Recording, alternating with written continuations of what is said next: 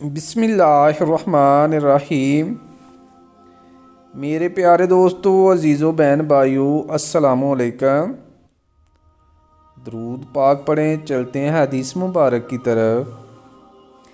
یہ حدیث مبارک بخاری شریف کی روایت ہے جو میں آپ لوگوں کے سامنے بیان کر رہا ہوں۔ حدیث مبارک کو آخر تک لازمی سنیے۔ حدیث مبارک کو پڑھنا اور سننا نہایت ثواب کا کام ہے۔ نبی کریم صلی اللہ علیہ وآلہ وسلم نے فرمایا، جو شخص روزے کی حالت میں جھوٹ بات کرنا اور فریب کرنا اور جہالت کی باتوں کو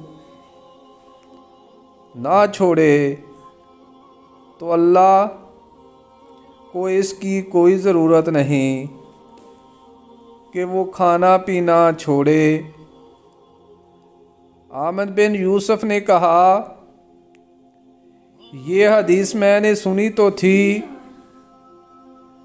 مگر میں اس کی سند بھول گیا تھا۔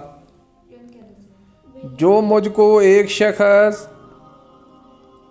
ابن ابی ذئب نے بتا دی۔ میرے پیارے دوستو، اگر آپ حدیث مبارک سننا پسند کرتے ہیں تو اس طرح کی مزید حدیث کے لیے چینل کو سبسکرائب کر لیں۔ برائے مہربانی ویڈیو کو لائک بھی کریں۔